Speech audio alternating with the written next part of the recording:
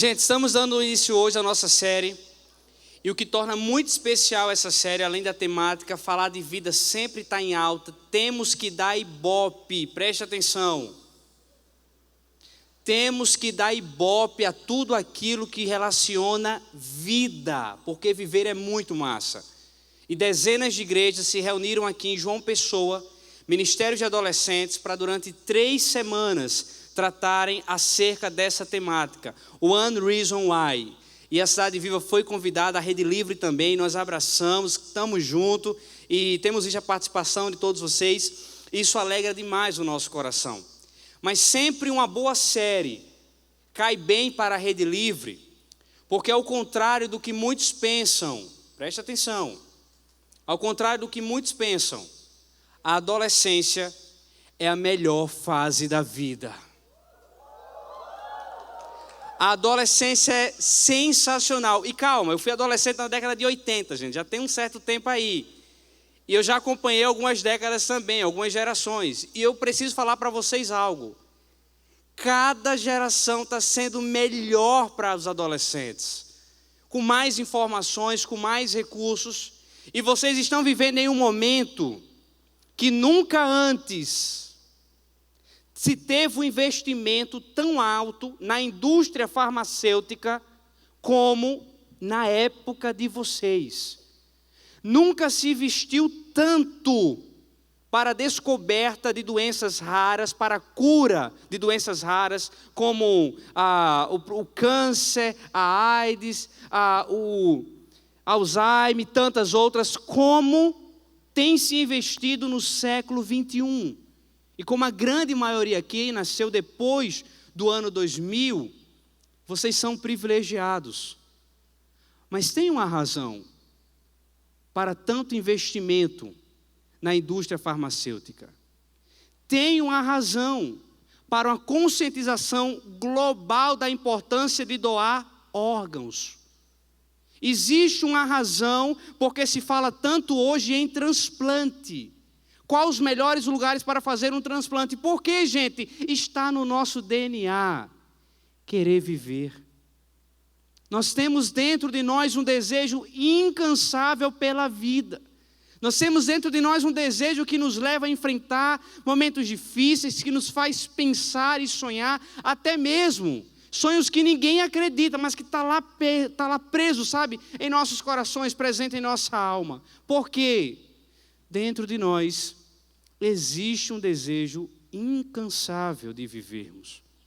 Porém, todos nós estamos sujeitos a nos depararmos com situações, pensamentos que deveriam ter sido exterminados nos primeiros segundos, mas que foram retroalimentados e nos colocam em um risco. O risco do questionamento que não é bom, pois é perigoso. O risco do questionamento. Vale a pena viver? Essa pergunta pode ser feita. Todo mundo já fez na vida. Mas ela tem que ser refutada. Tem que ser apresentada essa pergunta. Várias respostas que vêm para transformar a nossa vida. Porque temos dentro de nós um desejo incansável de viver. Abra sua Bíblia agora, por favor, no livro de Marcos, capítulo 10, a partir do verso 46, capítulo 10 do Evangelho de Marcos. Então, chegaram a Jericó. Qual a cidade que eles tinham acabado de chegar? Quando Jesus e seus discípulos, juntamente com a grande multidão, estavam saindo da cidade, o filho de Timeu, Bartimeu, que era cego, estava sentado à beira do caminho, pedindo esmolas. Quando ouviu que era Jesus de Nazaré, começou a gritar: Jesus, filho de Davi, tem misericórdia de mim. Verso 48. Muitos o repreendiam para que ficasse quieto, mas ele gritava ainda mais: Filho de Davi, tem misericórdia de mim. Jesus parou e disse: Chamem-no aqui. E chamaram o cego. Ânimo, levante-se, ele está chamando. Lançando sua capa para o lado, de um salto, pôs-se em pé e dirigiu-se a Jesus. O que quer que eu lhe faça? Perguntou-lhe Jesus. O cego respondeu: Mestre, eu quero ver. Verso 52 para terminarmos. Vá, disse Jesus, a sua fé o curou. Imediatamente ele recuperou a visão e seguiu Jesus pelo caminho. Louvado seja o nome do nosso Deus. Deus é um Deus que se comunica, que fala comigo e com você. Então feche seus olhos agora e diga: Deus, eu quero aprender sobre vida hoje. Eu quero resgatar, porque é um componente no meu DNA, viver. Eu quero resgatar esse desejo hoje dentro de mim. Fala comigo. Fala isso agora com o Senhor. Senhor, nós te agradecemos demais pelo privilégio de estarmos aqui. Nesse instante te suplicamos, fala aos nossos corações, com todos os centenas de adolescentes que estão aqui, aqueles milhares que assistem de casa, do YouTube. Fala agora aos nossos corações, ó Pai. Nós queremos ouvir a Tua voz, porque vale a pena viver. Essa vida é inegociável, é intransferível, tem que ser intensa, desejada e vivida de forma completa. Ministra agora os nossos corações, só o Senhor tem o poder de falar conosco. Então, Santo Espírito, vem falar com cada um de nós, em nome de Jesus, assim que nós oramos, todos digam amém. Preste atenção, 3 observações necessárias. Em primeiro lugar, qual foi a cidade que Jesus estava indo? Jericó. Jericó não estava entre as 10 cidades mais turísticas de Israel. Jericó não estava entre as cidades da melhor gastronomia da Palestina. Jericó estava em ruínas. Eu não sei quantos são por dentro do que está acontecendo na Síria, em Alepo. Estejam por dentro, porque sempre o Enem tem questões atuais, né? E nós sabemos que o que foi que houve ali na Síria. Estado Islâmico tomou aquele país, pegou algumas cidades, destruiu completamente. Eu tenho assistido alguns documentários na Globo News. É de você dizer: Senhor, o que é isso? Escolas subterrâneas, hospitais subterrâneos. É interessante que a repórter perguntou a um dos alunos que tinha sido estourado uma bomba, eu acho que a 1 quilômetro dali, na hora da entrevista, e toda aquela sala de aula tremeu demais, aquela sala subterrânea. E quando perguntou àquela aluna por que ela sai de casa, que coragem ela tem de sair de casa, ir à escola, ficar naquele local, podendo receber a qualquer instante uma bomba, e ela disse: porque um dia eu quero terminar os meus estudos. Um dia eu quero me tornar uma professora. Um dia eu quero abrir uma escola, quero ser uma diretora e reconstruir o meu país. E eu disse: meu Deus, será que eu estava com tanto desejo de viver se eu estivesse na Síria? Se eu estivesse em Alepo? Na mesma hora veio no meu coração: sim, se eu tiver grandes sonhos que envolvem o meu coração. Jericó estava dessa forma, porque quando Josué, indo com o povo de Israel alcançar a terra prometida, chegaram em Jericó e destruíram as muralhas. Hoje o que divide as fronteiras, né? Se você faz uma viagem, pelo menos nas vias terrestres, são alguns pontos, alguns postos já, Polícia Rodoviária Federal. Alguns deles você tem que parar, tem que dizer para onde vai, para onde vem. Naquela época as cidades eram protegidas por muros, muralhas. Jerusalém até hoje tem as suas muralhas, pelo menos na cidade de Jerusalém, que se chama cidade histórica. Então Jericó estava destruída. Jericó não tem nenhum mar. Jericó tem um grande lago que chama-se Mar Morto. 33% desse mar é composto por sal.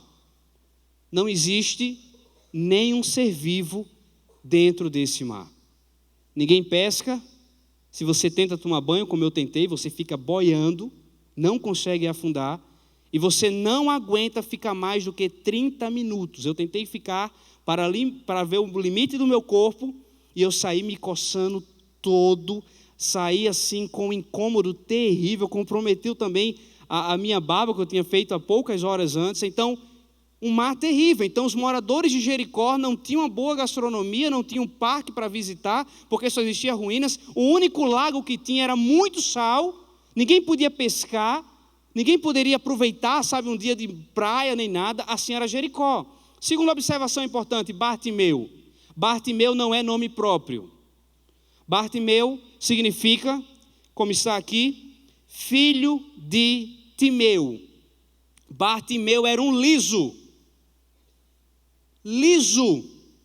Não tinha nada a não ser uma capa. Agora, para complicar um pouquinho mais a vida dele, ele era cego. E por mais que hoje existam lugares que não têm uma boa acessibilidade, mas nós temos que concordar que tem evoluído cada vez mais as formas de se comunicar com pessoas que têm alguma deficiência. E hoje você pega alguns cartões, já tem lá, né, aqueles pontinhos para que a pessoa que não enxerga possa ver. Na nossa Escola Internacional Cidade Viva, existe em todos os corredores, em todo o chão, algumas coisas de borracha, não sei o nome exatamente, mas um caminho para que o deficiente visual possa andar, saber onde tem um banheiro, onde tem uma sala. Enfim, na época de Bartimeu não tinha isso, ele não tinha nome, era o cego, filho de seu José. Imagina, eu e você sermos conhecidos, é uma honra, né? Eu chego em alguns lugares, você conhece meu pai? Não, esse é o filho de Roberto. Mas eu digo, eu sou o Daniel. Ele não tinha nome. Ele não tinha condições financeiras nenhuma. Ele vivia à margem, literalmente, da estrada, esperando alguns trocados para se alimentar. Então nós vemos aqui o sinal de uma cidade destruída. Nós vemos a figura de um homem que sofreu demais, um mendigo que não tinha para onde ir. E terceira observação, nós vemos alguém que é o Senhor da vida, Jesus Cristo. Faz todo sentido compreendermos quem era Jericó, como era Jericó na época do Bartimeu, quem era o cego Bartimeu, e o encontro que ele teve fundamental com Jesus Cristo. Em primeiro lugar, nós precisamos entender que aquele homem super limitado, com crises existenciais inexplicáveis. Você acha que Bartimeu não tinha complexo de inferioridade? Eu tive na minha adolescência, quanto mais Bartimeu, que não tinha nome, não tinha lazer, Jericó não tinha nada, hoje ainda tem alguns restaurantes bons, você vai lá, come um bode muito gostoso, uma costelinha de cabra maravilhosa, mas não tinha nada na época de Bartimeu. Mas o que nós vemos aqui, a primeira lição, quando todo o cenário é destruidor, quando todo o cenário da nossa vida é destruidor, em primeiro lugar, nós aprendemos com Bartimeu que devemos tentar mais uma vez. Você só supera os seus limites quando você tenta mais uma vez. O que te limita hoje? Um sentimento? Um complexo, um episódio, um acontecimento que não foi planejado, não foi desejado, que você é uma vítima, uma dificuldade, um déficit de atenção. O quê? O que te limita hoje?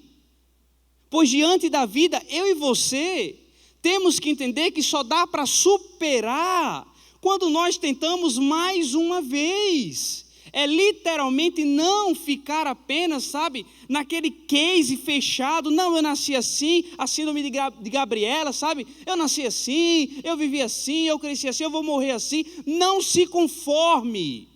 Se você sabe o potencial que Deus te deu, não se conforme em se limitar a episódios trágicos da vida e tentar comprometer toda a história sensacional que você pode desfrutar na sua vida. Os maiores cientistas, as maiores mentes pensantes não foram acreditadas pelos seus professores. Faça uma busca na internet. Vamos lá, pegar um exemplo. Messi, autista. Não falou na época certa, não tinha sua visão fixa, não conseguia se concentrar, não olhava nos olhos de ninguém, rejeitado, mas recebeu um dom para o futebol incomparável. Ninguém do seu país teve a habilidade e a sensibilidade de saber que ele poderia superar os seus limites tentando outra vez. O Barcelona teve. Pegou ele no início da adolescência, na escolinha de base, e aí foi crescendo. Gente, eu estou citando um exemplo de milhares e milhares. Então, nós temos que aprender com Bartimeu. Quando houver limitações, A cidade era terrível, a sua história era terrível, nem pelo nome era conhecido. Talvez de forma pejorativa como o ceguinho. O ceguinho, filho de seu fulano. Mas ele tentou outra vez. Eu vou para a estrada. Eu vou esperar algo de bom acontecer na minha vida. Pense no homem sofrido, machucado, mas que tentou mais uma vez, sempre que era possível. Segunda lição, a Bíblia fala que Bartimeu era cego, mas ele enxergou quem era Jesus com os olhos da alma. Galera, existem coisas em nossa família que nós temos que fechar os olhos. Existem situações na nossa casa que nós temos que fechar os olhos. Existem coisas que nós começamos a ler no celular do pai e da mãe que não deveríamos ler, que nós temos que fechar os olhos. E fechar os olhos aqui não é uma atitude de omissão. Fechar os olhos aqui é dizer, meu Deus, cuida disso e preserva o meu coração. Eu não vou suportar enfrentar isso. A Bíblia fala que Bartimeu não tinha visão, mas ele conseguiu superar suas limitações com os olhos da alma. Ele com certeza era um cara totalmente traumatizado pela limitação física que tinha, e um trauma legítimo, no que se diz respeito a questionamentos, no que se diz respeito a preocupações. Porém, o que falou mais alto foi a sensibilidade e o olhar da sua alma. Nosso coração é um aliado quando ele usa a razão. Nosso coração é um inimigo quando é levado apenas pela emoção. Nosso coração nunca vai estar certo quando começar a colocar desejo de suicídio. Nosso coração será sábio quando me levar a entender, nossa, essa luta aqui, essa tragédia, esse episódio, esse momento está terrível. Mas eu vou adiante. Eu vou dar mais um passo. Eu vou tentar mais uma vez.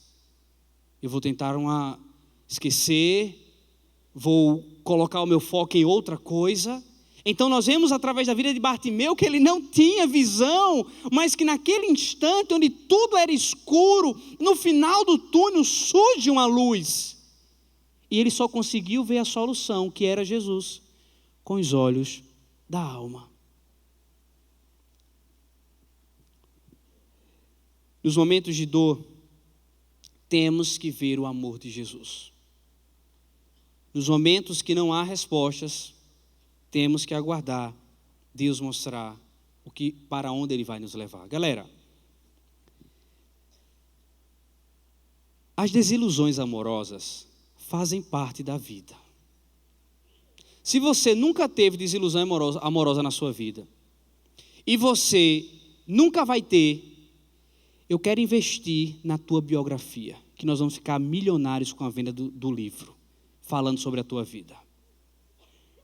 Eu quero que você, se você nunca teve, você tem certeza que nunca vai ter na sua vida, desilusão amorosa, tá bom? A gente tem que sentar, e eu vou pegar alguns empresários aí para investir, sabe, uma grana, 1.000 literaturas, 2.000, 10.000. Mas aí que está.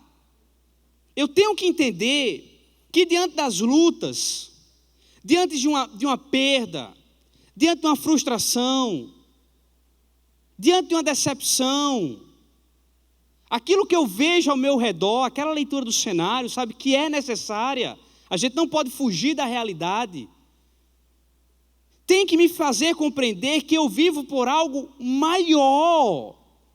Só vale a pena viver quando eu vivo por algo maior do que a minha vida. E como é bom ouvir pessoas que podiam cometer um erro, uma tragédia, cometer um erro gravíssimo e dizer, eu não fiz isso por causa da vida do meu pai, da minha mãe.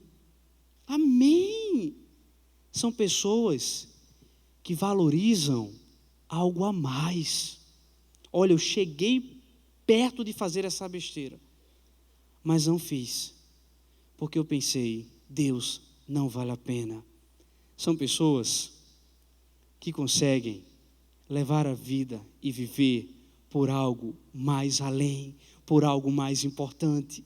Bartimeu é um reflexo de que ele vivia totalmente voltado a momentos de dor. Certamente entre a sua vida a solidão era uma companheira.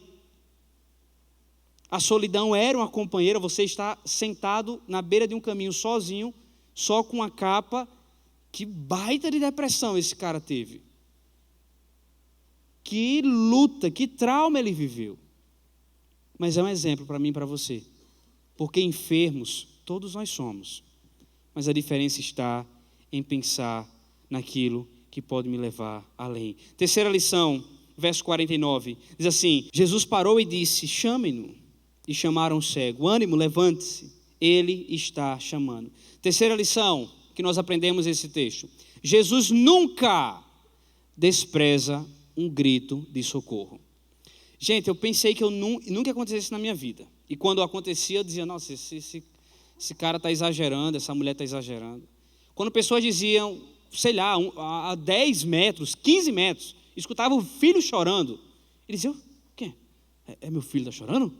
É minha filha que está chorando? E eu dizia, nossa, toda criança chora igual. Como é que ele está perguntando se é o filho dele ou a filha dela?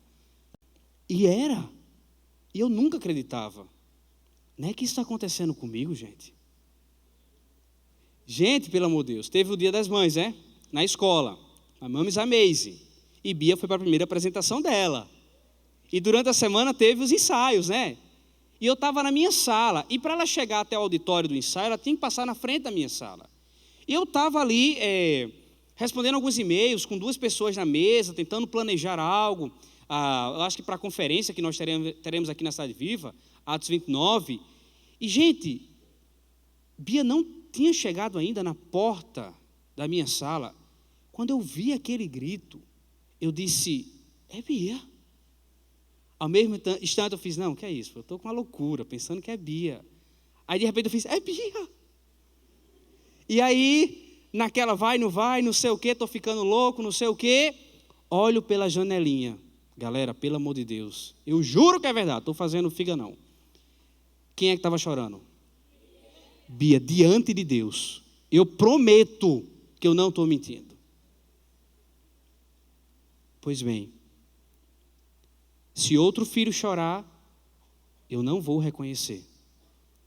Mas Jesus reconhece o grito de todos os seus filhos. Onde você gritar, até mesmo se gritar baixinho, Jesus vai estar ali, ouvindo, e vai te socorrer. Eu preciso viver acreditando, o que eu passar, o que eu viver, não vai ter quarto sozinho. Nunca estarei em meu apartamento sozinho.